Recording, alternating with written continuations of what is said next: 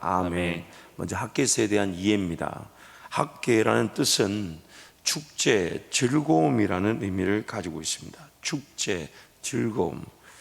스룹바벨을 중심으로 제1차 포로 기한 때 이 학개 선지자도 함께 기한한 것으로 추정되고 있습니다. 이 학개서는요, 전체 내용이 2장인데 이 2장의 내용이 4편의 설교 중 4편의 메시지로 구성으로 4편의 메시지 구성으로 살펴볼 수 있습니다. 그래서 그 홍성근 목사님의 말씀 관통 100일 통독이라는 책의 학계 개요의 내용을 제가 인용해 드렸는데, 이 4편의 메시지가, 첫 번째 메시지는 일어나 성전을 지으라, 일어나 성전을 지으라. 그리고 두 번째 메시지는 내가 너와 함께 하리라, 내가 너와 함께 하리라. 세 번째 메시지는 오늘부터 내가 복을 주리라, 오늘부터 내가 복을 주리라. 그리고 네 번째 메시지는 내가 너를 취하고 인장으로 삼으리라, 인장으로 삼으리라. 특히 이 1차 포로 기한을 주도했던 그 스룹바벨을 하나님 격려하시면서, 그 인장이란 말은 그 왕의 옥새와 같은, 하나님의 그 뜻과 하나님의 그 명령이 시달될 때에 마치 왕이 봉인을 할 때 쓰는 그 옥새를 뜻하는데, 그 스룹바벨을 격려하시기 위해서 주신 말씀입니다. 기록 배경은 고레스의 칙령에 근거하여 상당수의 유대인들이 예루살렘으로 기항했다. 그들은 스룹바벨과 세스바살의 지휘하에 모국 땅을 밟게 되었으며 유토피아를 꿈꾸며 돌아왔다. 유다의 총독으로 임명되어 돌아온 스룹바벨은 다윗의 후손이었다. 기항민들 중 상당수가 머지않아 하나님께서 그를 통해 다윗 왕조를 다시 일으키실 것을 기대했다. 그러나 그들을 기다리고 있던 것은 냉혹한 현실뿐이었다. 유토피아에 대한 꿈은 순식간에 물거품이 되었고 기항민들은 생존 자체가 위협받는 상황에 처했다.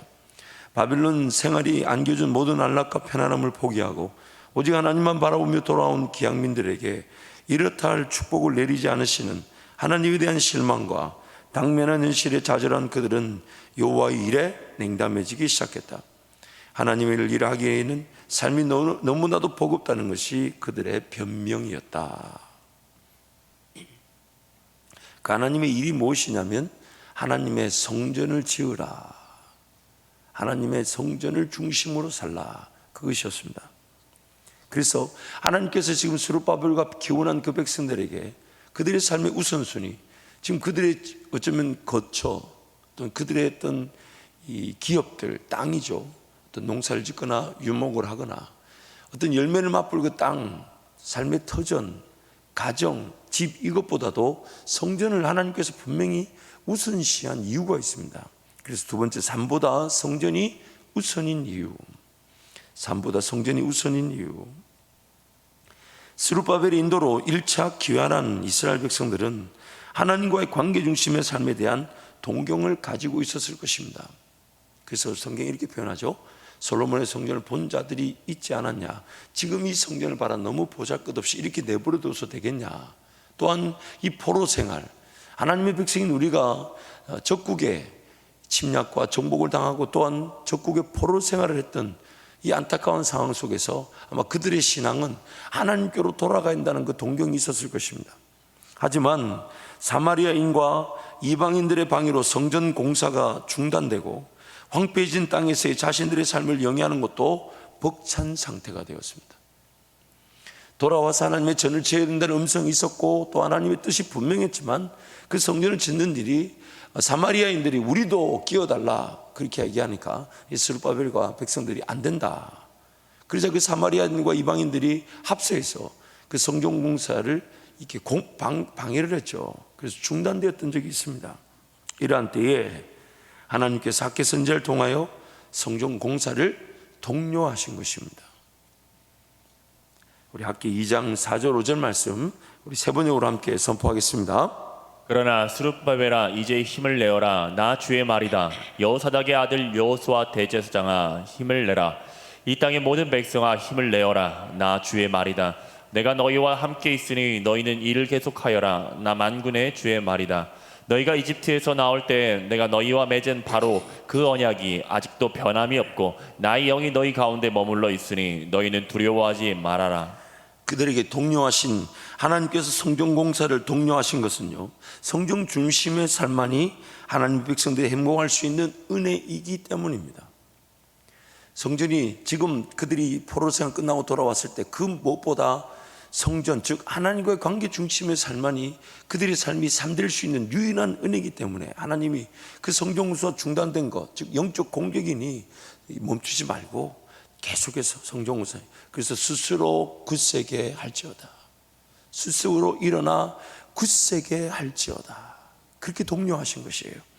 그래서 학계 1장 4절 11절 세 번에게 보면, 그리고 학계 2장 15절 19절인데 먼저 4장 11절을 한 절씩 교독하겠습니다. 성전이 이렇게 무너져 있는데 지금이 너희만 잘 꾸밀 집에 살고 있을 때란 말이냐. 나 만군의 주가 말한다. 너희는 살아온 지난 날을 곰곰이 돌이켜보아라. 너희는 씨앗을 많이 뿌려도 얼마 거두지 못했으며 먹어도 배부르지 못하며 마셔도 만족하지 못하며 입어도 따뜻하지 못하며 품꾼이 품삯을 박아도 구멍난 주머니에 돈을 넣음이 되었다. 나 만군의 주가 말한다. 너희는 각자의 소행을 살펴보아라. 너희는 산에 올라가서 나무를 베어다가 성전을 지어라.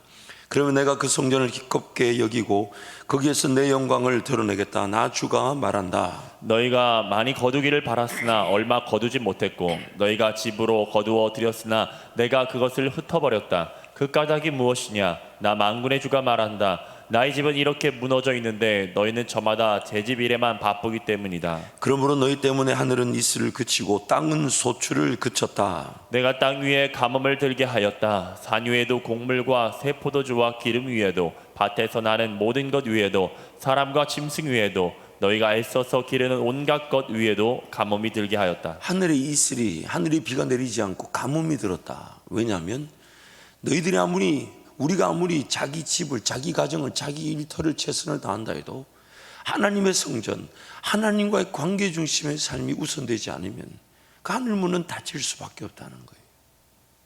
여러분, 다시 한 번 더 우리 창조의 목적을 기억해야 됩니다. 하나님을 예배하기 위해 지음을 받았고 우리의 존재가 하나님 그분께 영광이 되기 위해 허락된 삶입니다. 그렇기 때문에 하나님 그분이 그 일을 위해 내 삶을 일용할 양식을 주시고 책임져 주시는 것인데, 그 하나님의 영광이라는 것을 알면서도 하나님의 성전, 하나님과의 관계 중심의 삶이 아닌 내 삶을 먼저 돌보자 할 때, 그래서 만약에 하나님이 일감을 줄여주신다면요, 그래서 하나님이 하늘의 비를 내리지 않게 하신다면요, 내가 아무리 최선을 다해도 열매가 없다면요, 씨를 뿌렸는데 병이 들어 죽어버린다면요, 메뚜기 때가 들어와 재앙이 일어난다면요, 코로나 사태가 벌어져 우리 힘으로 아무것도 할 수 없다면요, 지금 하나님 우리에게 하나님과의 관계 중심의 삶, 그 성전에 대한 분명한 은혜를 다시금 재강조하고 계신 것입니다. 학교에서 2장 15절 19절도 여러분 한 절씩 교독하겠습니다. 그러므로 이제 너희는 오늘에 이르기까지 최근에 일어난 일들을 돌이켜보아라. 주의 성전을 아직 짓지 않았을 때에 너희 형편이 어떠하였느냐? 20섬이 나는 밭에서는 겨우 10섬밖에 못 거두었고 50동이가 나는 포도주 틀에서는 겨우 20동이밖에 얻지 못하였다. 내가 너희를 깐부기 병과 녹병으로 쳤다. 너희 손으로 가꾼 모든 농작물을 우박으로 쳤다. 그런데도 너희 가운데서 나에게로 돌아온 사람은 아무도 없다. 나 주의 말이다. 너희는 부디 오늘 9째 달 24일로부터 주의 성전 기초를 놓던 날까지 지나온 날들을 마음속으로 곰곰이 돌이켜보아라. 함께 갑니다. 곳간에 씨앗이 아직도 남아있느냐? 이제까지는 포도나무나 무화과나무나 석류나무나 올리나무에 열매가 맺지 않았으나 오늘부터는 내가 복을 내리겠다. 아멘. 여러분 잊지 마세요. 가장 중요한 것을 해결하지 않은 채 내 삶에 긴급하고 우선적인 것에 최선을 다하는 것만큼 어리석은 일이 없습니다. 하나님과의 관계라는 것이 마땅히 지극히 당연한 것이지만, 그러나 지극히 누려져야 되는 애가 누려지지 않은 채 그저 내 삶에 최선을 다한다 해서 내 삶이 지켜지지도 않습니다. 보호되지도 않습니다. 하나님이 도와주시지 않으면요, 하나님 은혜를 베풀지 않으면요, 하나님 함께 해주지 않으시면요, 우리는 앞길을 예측하지 못한다는 이유로 오늘 최선을 다하지만 하나님을 의지하게 되면 그 앞길까지도 하나님 인도해 주실 것인데, 그래서 하나님 지금 이스라엘 백성들에게 성전의 목적이 뭡니까? 성전의 목적이 뭡니까? 하나님을 하나님답게 인정하기 위한 것이에요. 그리고 그 성전에서부터 하나님은 하나님을 인정하는 자들의 모임을 통하여 이 땅에 진정한 하나님의 사랑이 필요한 하나님의 공의와 정의가 실현되므로 하나님 나라가 회복되는 일에 하나님의 꿈을 두고 계신 겁니다. 그래서 모이라고 얘기하는 거예요. 그래서 함께 하나님의 성전을 짓고 함께 하나님 관계 중심의 삶을 살아가라고 얘기하는 것입니다. 하나님께서는 또한 성전 공사를 독려하시면서 공사에 필요한 재정에 대해서도 하나님의 손에 달려 있음을 강조하셨습니다. 우리 학개서 2장 5절 8절 세 번역을 함께 선포하겠습니다. 너희가 이집트에서 나올 때 내가 너희와 맺은 바로 그 언약이 아직도 변함이 없고 나의 영이 너희 가운데 머물러 있으니 너희는 두려워하지 말아라. 나 만군의 주가 말한다. 머지않아서 내가 다시 하늘과 땅과 바다 무틀 뒤흔들어 놓겠다. 또 내가 모든 민족을 뒤흔들어 놓겠다. 그때의 모든 민족의 보화가 이리로 모일 것이다. 내가 이 성전을 보물로 가득 채우겠다. 나 만군의 주가 말한다. 은도 나의 것이요 금도 나의 것이다. 나 만군의 주의 말이다. 여러분, 우리가 하나님 나라를 섬길 수 있는 것은 하나님께서 우리에게 은혜를 베푸셨기 때문이죠. 그리고 그 은혜는 항상 우리 가진 실력 안에서 한계가 결정되지 않습니다. 물론 하나님께서는 우리가 가진 그것도 하나님의 은혜로 주신 것인데 시간이든 물질이든 하나님의 은혜로 주신 것들이 쓰임 받을 수 있는 기회를 주시지만은 나에게 있는 것이 나에게 주신 시간과 물질이 하나님 나라의 역사의 전부인 양 착각해서는 안 됩니다. 하나님께서는 항상 우리의 헌신을 통해 더 귀한 열매를 맺기를 원하시니까 오늘 나는 내 가진 시간과 물질이 하나님 은혜로 주신 것임을 기억하여 기꺼이 내어드릴 뿐인데 그러나 그것으로는 도저히 하나님의 그 역사에 가늠이 되지 않고 감히 내 가진 이것이 얼마나 되겠냐, 우리의 고백은 감사로 드리는 것 뿐인데 하나님은 그것을 써주실 뿐만 아니라 그것이 마치 마중물이 되게 하셔서 엄청난 역사의 시작이 되게 하신다는 것입니다. 그러나 이스라엘 백성들은 포로세는 끝난 다음에 돌아와서 무난하게 뭔가 이루어질 줄 알았어요. 그러나 여러분, 그들이 잊지 말아야 될 것은 영적인 공격 앞에 더 기도해야 될 일이 성전의 공사였으며 또한 그들의 형편과 그들의 경제적 수준에서 이룰 수 없는 일이지만 하나님 은혜를 더 구할 수 있는 것이 하나님과의 관계 중심의 삶이었는데 다윗의 왕가의 자손으로 스룹바벨이 세워졌고 또한 그를 통해 1차 포로 기한이 되어져서 이제 뭔가 나타날 것이냐 뭔가 될 것이냐, 그래서 영적 공격이 있고 어려움이 있을 때 더 엎드려야 될 기도의 기회가, 공격이 있으니까 당연히 안 되는가 보다, 어려운가 보다, 힘든가 보다. 여러분, 우리의 삶에 하나님 은혜가 나타날 때를 반드시 기억하셔야 합니다. 하나님 은혜가 나타난 일은 나에게 주신 은혜가 기꺼이 하나님께 드려질 기회이면서 또한 하나님만이 이루실 일에 나부터 깨어 기도하는 것이며 하나님만이 역사를 나타내실 일에 나부터 은혜를 구하는 기회가 되는 것입니다. 그래서 헌신할 수 있음이 즐거움이 되는 것이며 내 기도의 기회를 통해 어떤 일이 일어나지 않아도 지금 기도하는 것만 해도 행복한데 하나님은 그 기도만으로도 역사를 이루어 주시더라는 것입니다. 여러분, 가정이든 일터든 또는 우리 한밭제일교회든 잊지 마십시오. 어떤 믿음의 역사든 우리에게 베푸신 시간과 물질은 마땅히 드릴 수 있는 기회가 되나 그것이 전부가 아니라 모자라고 부족하고 연약하여 더 기도할 수밖에 없고 더 하나님 은혜를 구할 수밖에 없고 더 하나님 앞에 깨어 있을 수밖에 없는 게 오늘 우리가 살아가는 이유이며 우리가 삶을 통해 하나님의 영광을 맛볼 믿음의 역사가 되는 것입니다. 그래서 하나님과의 관계 중심의 삶이 중요한 것입니다. 그래서 세 번째, 성전 중심의 삶의 의미.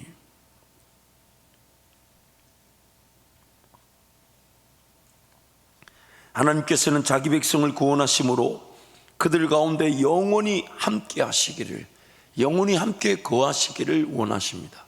그래서 예수님께서 우리 가운데 오셨을 때 말씀이 육신이 되어 우리 가운데 뭐라고 얘기하시죠? 말씀이 육신이 되어 우리 가운데 어떻게 된다고요? 거하신다. 그때 우리는 하나님의 백성이 되고 하나님 우리 하나님이 되시는, 영원히 거하시는 것이 하나님의 목적이십니다. 하나님의 백성임에도 죄인들인 그들의 죄와 죄의 집에서 건져내어 주시고 함께 동행하며 인도하시기 위함입니다. 우리 가운데 거하시는 것은 우리 하나님이 되어주셔서 우리를 보호하시고 지키실 뿐만 아니라 동행하시면서 인도하시기를 원하시는 거죠. 예수 그리스도를 통해 이루어질 성령 성전의 모형인 구약 성전 역시 하나님과의 관계 중심의 삶을 목적으로 하고 있습니다. 그래서 출애굽한 이스라엘 백성들은 성막 즉 성전을 중심으로 진영을 이루어야 했고 하나님의 임재의 성전이 앞서가듯 인도하면 길을 떠나야만 했습니다. 그래서 항상 어디 가든지 제일 먼저 성전 성막을 짓고 12개의 지파가 3개의 지파씩 동서남북으로 그 성전을 중심으로 진영을 구축합니다. 그리고 하나님의 임재가 그 지성소에 임하게 될 때에 하나님을 기뻐하고 즐거워하는 예배, 또한 하나님의 임재가 임해서 길을 떠나야 될 때는 그 임재 앞에 마치 구름 기둥, 불 기둥이 먼저 가면 따라가듯이 하나님의 임재의 기둥이 앞서가면 그 모든 짐을 정리해서 따라 나섰던 것이 바로 우리 이스라엘 백성들의 삶이었고 하나님의 백성인 저와 여러분의 삶입니다. 하나님이 어디로 가자 하시든지 우리는 하나님 따라가면 됩니다. 현재 주어진 삶에서도 하나님께서 내 일터와 내 가정에서도 어떤 인도하심을 보여주든지 우리는 하나님 말씀, 하나님의 임재를 따라가면 됩니다. 그 방법을 따라가면 되고 그 지혜를 따라가면 되며 그 능력을 따라가면 됩니다. 또한 하나님이 오늘은 여기 살다가 복음을 전하기에 새로운 곳으로 가자 하시면 극히 드문 일이지만 그 길을 또 따라가면 됩니다. 여러분, 어디든지 가면 교회가 있다는 생각으로 옮기면 안 됩니다. 그것만큼 위험한 일이 없어요. 예수 그리스도의 몸된 교회의 지체로서, 기관으로서, 세포로서, 조직으로서 몸을 이룰 수 있는 권한, 그 책임은 머리 대신 예수님께 있습니다. 직장을 이유로 사업을 일터로 여러분 옮길 수 없습니다. 부득이한 경우 하나님께서 허락하신 경우는 있다 해도 가급적이면 그 일이 두려움의 대상이 되어야 됩니다. 떨림이 되어야 됩니다. 왜냐하면 어디든지 가면 교회가 있다는 이유로 옮기면서 만약 적응이 안 된다면요, 만약 몸으로서 이식이 안 된다면요, 그래서 열매를 보지 못한다면요, 우선순위는 하나님의 인도하심에 있습니다. 그리고 어디를 가든지 하나님과의 관계 중심, 성전을 중심으로 진영을 구축하며 살아가듯 하나님과의 관계 중심의 삶을 살아가야 되는 것이 바로 이스라엘 백성들이었고 우리입니다. 성전 중심의 삶이라는 것은 단순히 장소적 구별됨만을 의미하는 것이 아닙니다. 여러분, 오늘 우리가 이렇게 모인 한밭제일교회라는 이 건물도 분명히 성전이지만 이 건물은 성전의 전부가 아닙니다. 그러나 일부분임에는 틀림이 없습니다. 왜냐하면 이런 공간이 있기 때문에 우리가 누군가를 돌보고 세워주고 사랑을 베풀고 또 함께 모여 기도하며 함께 하나님의 꿈을 꿀 수 있는 이 귀한 건물도 성전이지만 그러나 이 귀한 건물도 성전의 전부는 아닙니다. 영상으로 예배를 드리는 우리 성도들 축복합니다. 영상으로 예배를 드리는 것도 귀한 예배입니다만은 최선의 예배라고 해서 최고의 예배는 아닙니다. 최고의 예배는 우리 함께 모여 예수 그리스도의 피와 살을 기념하듯 성찬을 떼고 나누며 함께 이끌어주고 세워주고 삶의 영역의 자리에서 세상 문화와 습관과 오락에 빠져있는 성도들이 하나님을 예배할 수 있는 구별된 공간 안에서 하나님을 만날 수 있는 이 현장 예배가 최고의 예배입니다. 단지 그 최고의 예배가 위협의 요소로 질타와 질시를 받다 보니 자숙하고 반성하는 마음으로 영상으로도 예배를 드릴 수 있지만 영상으로 예배를 드릴 수 있다는 것이 최선의 예배일 수는 있어도 최고의 예배는 아닙니다. 최고의 예배를 지향하며 최선을 다해 예배를 드리는 것뿐입니다. 그래서 오늘 이 성전 중심의 삶은, 성전이라는 것은 단지 장소적 구별된 만을 의미하는 것이 아닙니다. 하나님과의 관계 중심의 삶을 살아갈 기회로서 죄인됨을 용서받고 하나님의 음성을 듣고 인도하심을 따를 수 있는 삶입니다.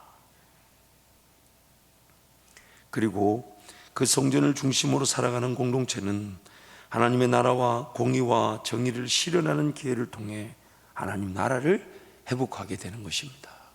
여러분, 가슴이 뜨거워져야 돼요. 이런 말씀을 자꾸 드려야 할 때마다 가슴이 뜨거워져야 돼요. 내 개인의 삶이든 우리 교회 존재 이유가 뭐냐?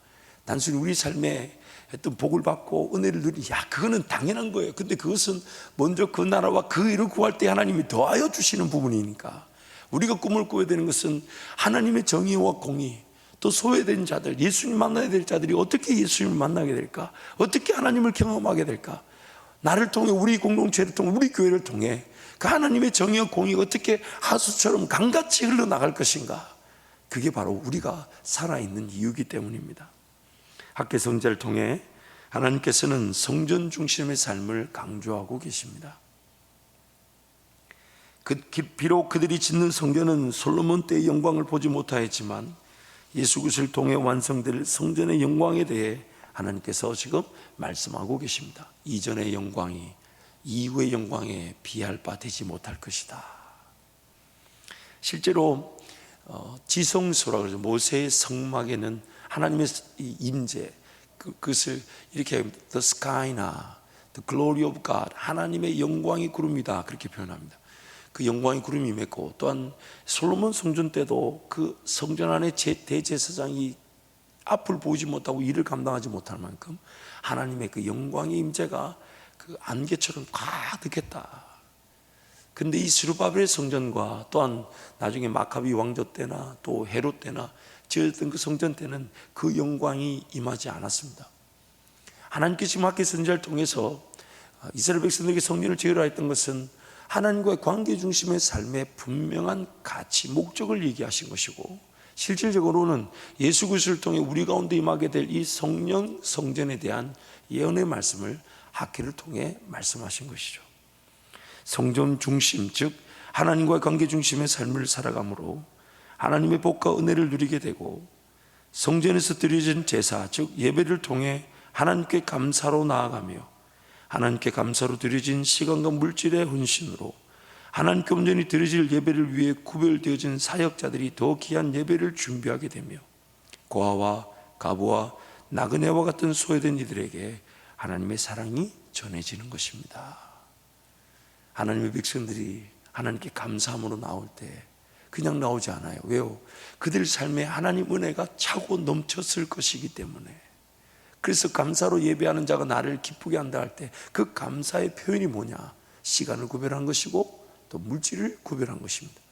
그리고 그 구별된 시간과 물질을 통해 돌봐져야 될 영혼들이 돌봐지게 될 때, 사역자들이 힘을 얻게 될 때, 사역자들은 성도들의 예배가 더 예배될 수 있도록 더 전념하게 되죠.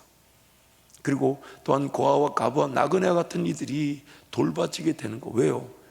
감사로 나왔던 성전들의 감사에 성도들의 감사가 차고 넘치다 보니까 항상 고민이 뭐냐면 이걸 어디다가 베풀어야 될지, 어디다가 흘러보내야 될지, 어디다가 예수 이름으로 하나님께 영광을 돌리게 될지, 그게 우리의 기도 제목이 되는 것입니다.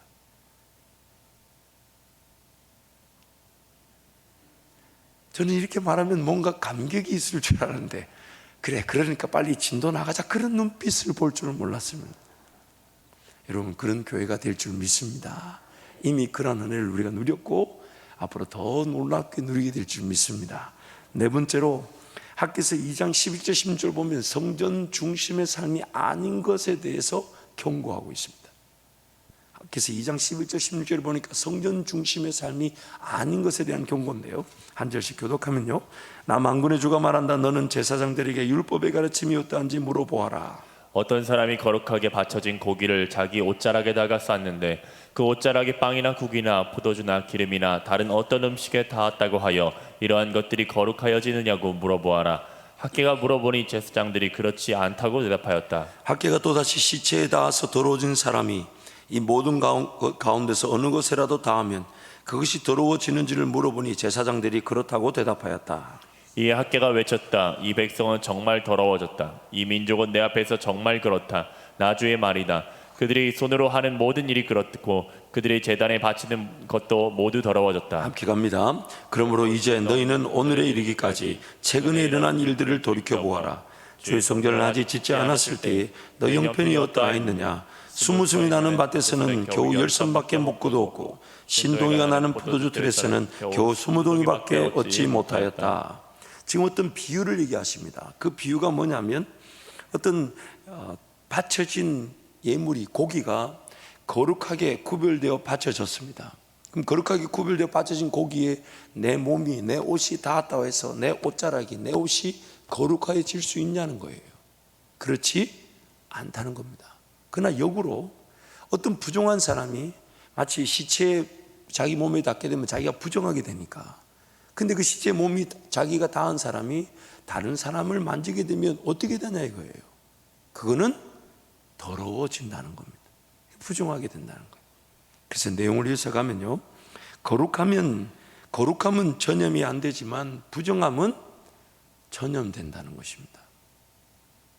죄인이 경건한 자를 오염시키는 것은 쉬운 일이지만 거룩한 자가 죄인을 경건하게 하는 것은 훨씬 어렵다는 것입니다. 거룩함을 중심으로 살지 않으면 안 된다는 것을 지금 강조하고 계신 거예요. 그래서 다시금 그 비유의 끝에 뭐라고 했냐면 성전 중심의 삶을 강조하고 계시지 않습니까? 부정과 죄악의 기회는 항상 도사리고 있기 때문에 하나님과의 관계는 항상 위기 가운데서 잃어버릴 수 있습니다. 좀 더 다르게 표현해 볼까요? 은혜를 누리고 그 은혜 중심으로 살아가는 것은 적지 않은 헌신이 필요하지만 은혜를 까먹는 것은 10초도 걸리지 않아요. 1초도 걸리지 않아요. 그렇지 않아요? 여러분, 새벽에 막 은혜 받고 가는데 갑자기 거래처 전화 와가지고 오늘 거래가 안 됩니다 하고 취소 전화 받으면요, 순식간에 무너집니다. 분명히 하나님이 그것도 뜻하신 바가 있고 또 인도하시는 바가 있을 텐데, 다 이렇게 예를 들면 별로 기본에 안 들어 하시니까 별로 반응이 없어요. 그런 일이 일어나지 않기를. 근데 여러분, 이렇게 생각하셔야 돼요. 예를 들어 볼게요. 어떤 분이 저한테 그래요. 목사님, 제가 어떤 일이 있어서 목사님 얘기를 듣고 40일 동안 저녁 금식을 하기로 작정했는데 이틀인가 3일 뒤에 건물주한테 연락이 왔대요. 방 빼라고. 아니, 지금 40일 저녁 금식을 시작했는데 3일째 된 날 건물주가 빼라고 연락이 왔대요. 이게 뭐냐고. 제가 가르쳐드렸어요. 정답을 가르쳐드렸어요. 만약 40일 저녁 기도가 시작되지 않았으면 그 세입주의 경고를 이기지 못했을 것입니다. 여러분, 단편의 예지만 이 은혜를 누리고 은혜가 쌓아지는 것은 참 적지 않은 헌신이 필요하며 긴장감이 필요하며 기도가 필요한데, 쓰러지고 넘어지고 실망하고 좌절하는 것은 얼마나 쉽게 이루어지는지 모릅니다. 그래서 하나님 항상 이렇게 항상 깨어 있어 쉬지 말고 기도하며 범사에 감사하라. 하나님 우리에게 그렇게 말씀하시는 거예요. 구약 이스라엘 백성들에게 안식일, 월사, 각종 절기 등 많아 보이는 제사들이 요구된 것은 부정과 죄악의 관영함으로 인해 하나님과의 관계가 깨어질 위기가 높다는 것을 보여주는 것입니다. 구약의 제사를 보면 요구되어진 제사가 많잖아요, 그렇죠? 왜 그 많은 제사들이 요구되어졌겠습니까? 왜 하나님이 마치 강제 조항인 것처럼 그렇게 지키지 않으면 안 될 것처럼 얘기했겠습니까? 그 이유는 항상 그들이 그 정도 제사가 드려지지 않으면 하나님과의 관계 중심의 삶을 살 수가 없다는 거예요. 그래서 요구되어졌던 것입니다. 신약시대, 은혜시대, 성령시대, 교회시대를 살고 있는 성도들 역시 상황은 동일합니다.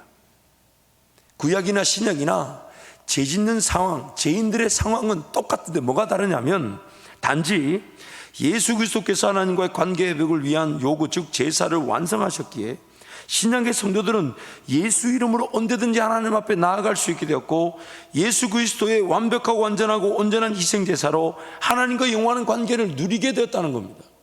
이제 그들처럼 그런 때에 그런 예물을, 그런 희생을, 그런 동물을 잡을 필요가 없습니다. 왜요? 그런 게 아니라 이제는 우리는 하나님과 관계를 누릴 수 있게 되었는데, 문제는 예수 이름으로 하나님 앞에 안 나아간다는 겁니다. 여러분, 우리의 문제가 뭔지 아시겠어요? 구약 이스라엘 백성들은 그런 절기, 시간에 드리는 거, 그런 제사, 동물 제사, 희생 제사, 그런 게 우리에게 요구되지 않습니다. 왜냐하면 그 모든 제사를 완전하고 완벽하고 온전하신 예수 그리스도가 다 이루셨기 때문이에요. 그러나 상황은 똑같아요. 그들은 그런 제사들이 필요로 요구되어져서 그거를 제사를 드리지 않으면 하나님과 자녀됨의 관계를 유지할 수 없었어요. 하나님의 인도하심, 하나님의 은혜, 하나님의 임재, 하나님의 말씀을 들을 수가 없었어요. 근데 오늘 우리는 이제 그런 제사가 요구되지 않아요. 예수님이 다 이루셨습니다. 근데 문제는 예수 이름으로 하나님 앞에 예배하러 안 갑니다. 예수 이름으로 하나님 앞에 기도하러 안 갑니다. 예수 이름으로 하나님 음성 기다리지 않아요. 예수 이름으로 나아가 하나님의 인도하심을 인내하지 않습니다. 예수 이름으로 하나님 나에게 말씀하실 것에 관심을 두질 않아요.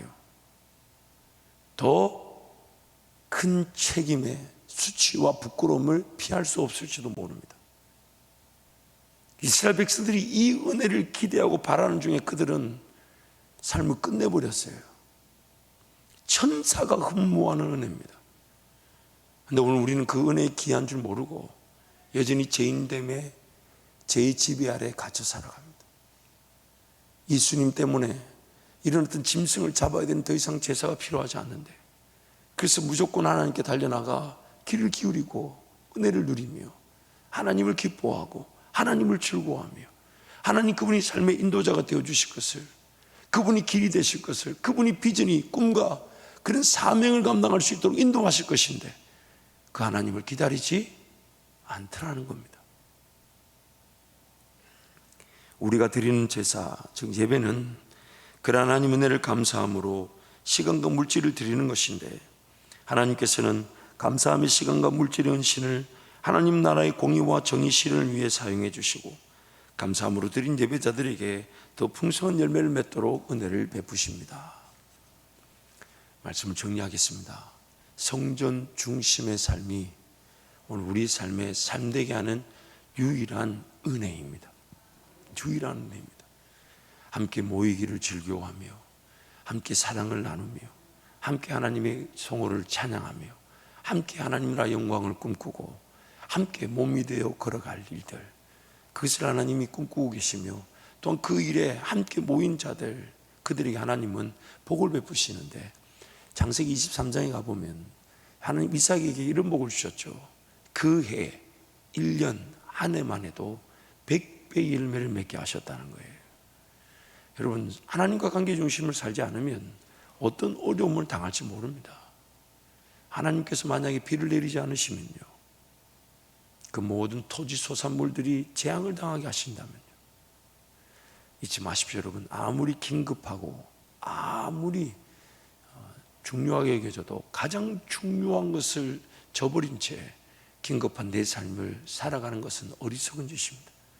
조금 잃어버리고 느리게 가고 심지어 더디게 가는 것처럼 보여도 하나님과의 관계 중심의 삶에서 인내하는 것이 안전하며 제대로 가는 것입니다. 제대로 가는. 그래서 하나님께서 오늘 학계 선지자를 통해 이스라엘 백성들에게 우리에게 말씀하십니다. 성전 중심의 삶을 살라. 하나님과의 관계 중심의 삶을 살라. 이 시간 함께 동성으로 함께 기도하겠습니다.